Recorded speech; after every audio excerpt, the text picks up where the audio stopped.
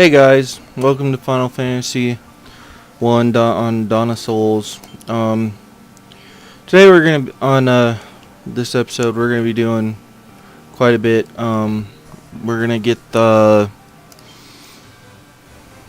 since we already have the crown, we're gonna go fight Astros, and then he will give us the crystal eye, which we give to Motoya.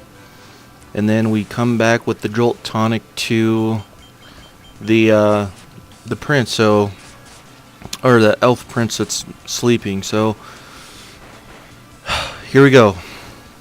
Now on the downtime before we get to Astros and in between moving to spot, I just want to tell you guys I saw the movie Dread with what's his name? Carl Urban. Yeah. I gotta say it wasn't so bad of a movie. I didn't see the first Judge Dredd, so I think that it was pretty good, as far as excuse me, as far as action movie goes. It had its funny parts too. The psychic chick, I thought her psychic powers were just a bit underused for everything. I think that a psychic would be like way overpowered, just as far as everything goes. But it's Hollywood. They do what they want to, really. But I thought the whole story and environment and everything was really cool. Other than that, what else? Like, I saw Ted, and then Ted I wasn't so good on. Like, I didn't really like it. It was kind of your typical Seth MacFarlane kind of comedy, which, I'm not always a big fan of. And just the story of Ted seemed kind of it just wasn't there for me. Other things I've been doing is I've been thinking about maybe start streaming, just because I think it'd be less work with editing, and just maybe it'll be funner time. But then again, I don't know. We'll see how this goes. But while I was on Twitch, I noticed that the only people that play Final Fantasy games are like speedrunners or people that are doing real-time attack runs and stuff like that. And I gotta say that it's a little bit mind-boggling to me that you can beat Final Fantasy IV in like just under 4 hours, a little bit over 3.5, but it's insane how fast you can make you can make it through the games. And also I've been watching this guy named Crumps 2. He's going for, or he's looking to get the world record, or maybe, I don't know, he's practicing for the world record for Final Fantasy IV, and it's insane just how quick and how some of the tricks you can use. So here we are at the Western Keep. We're gonna go ahead and use a tent to heal up and get our MP back.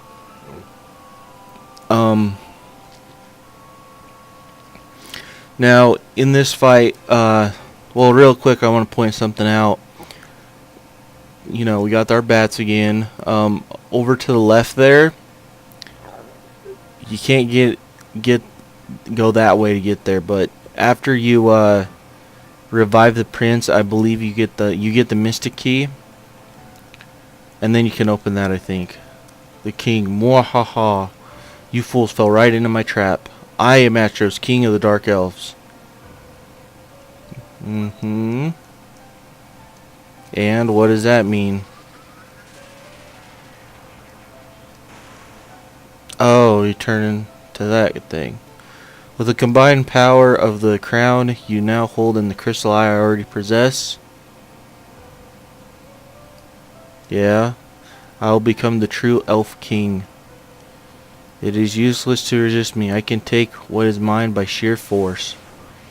Okay, now in this battle, what I do is I use temper with my red mage, and haste with my black mage. I do make a mistake with my second round,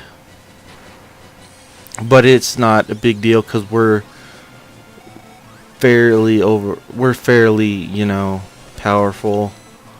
We leveled up beyond what we probably should have. So now I use temper on my red mage, and then for my black mage I use haste again, but I used it on the fighter again, which doesn't help me because once you're hasted you can't go any faster.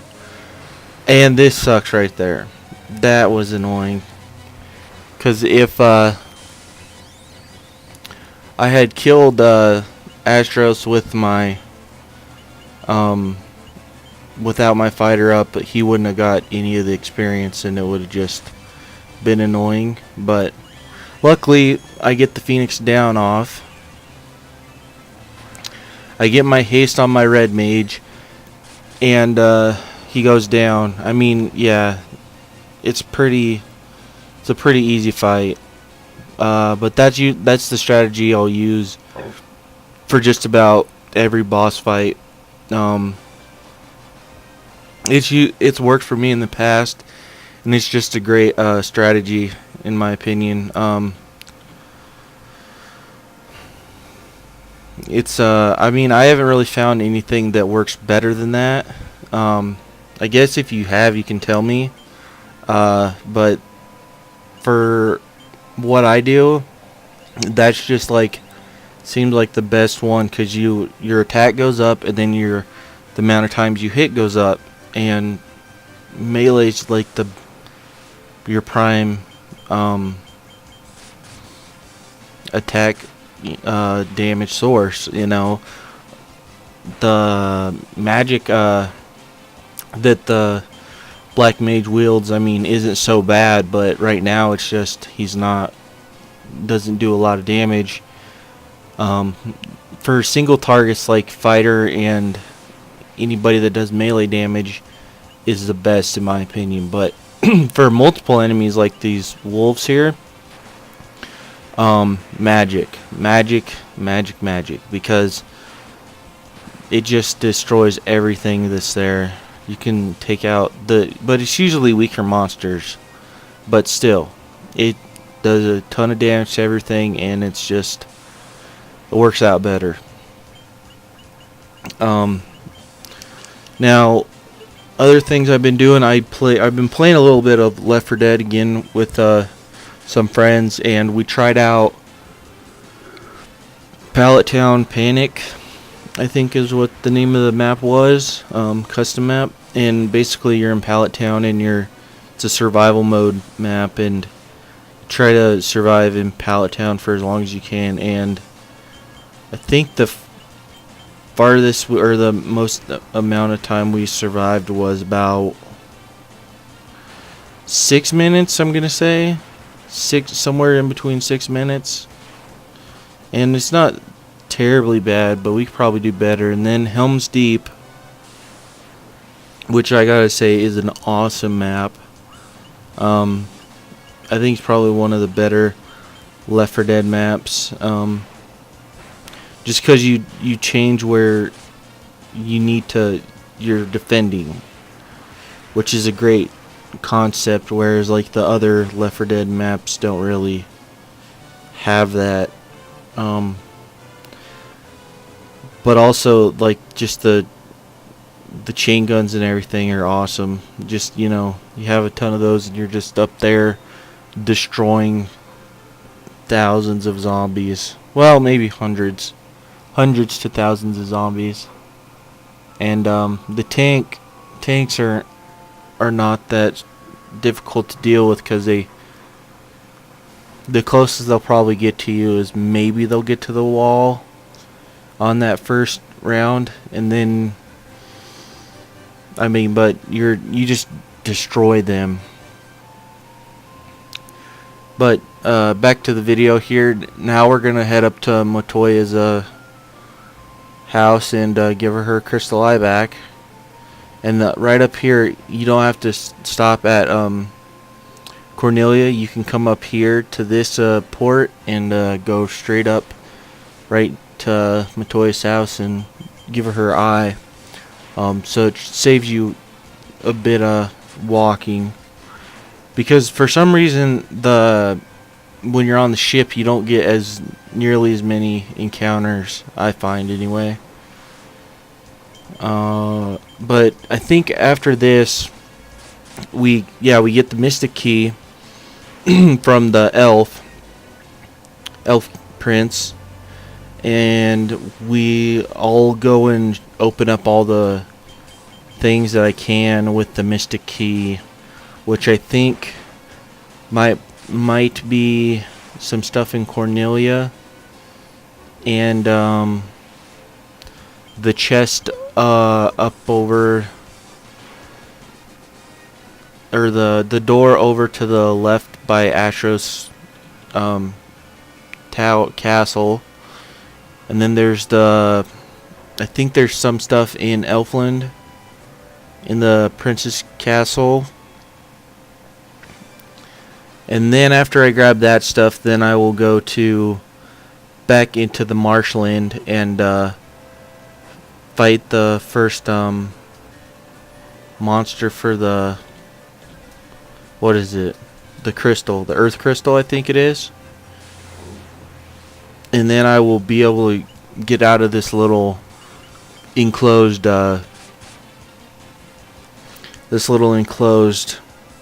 what is it, like sea that I'm in, because if I remember correctly, I have to like blow up the little connector part.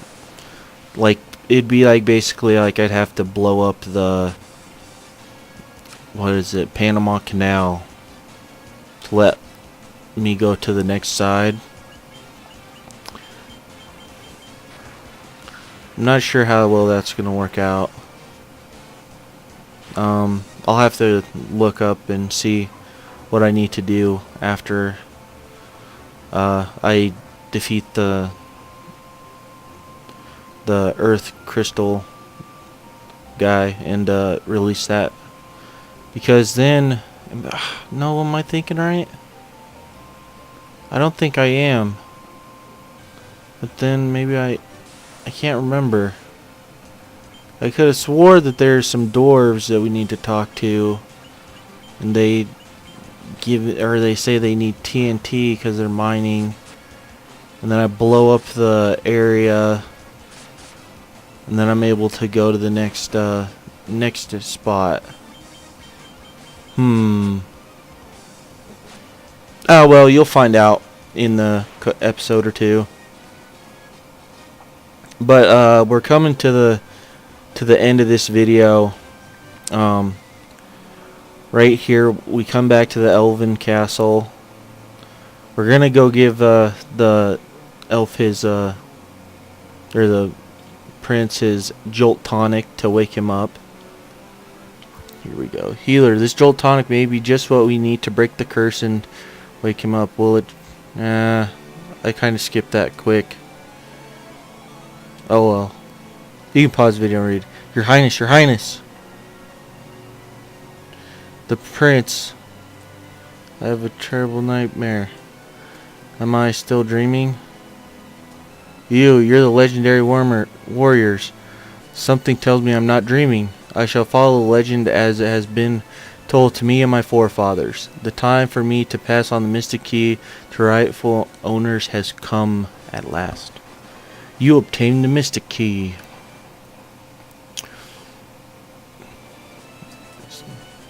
So now with the Mystic Key, we're gonna save outside of the Elven Castle. And we'll be seeing you guys next time.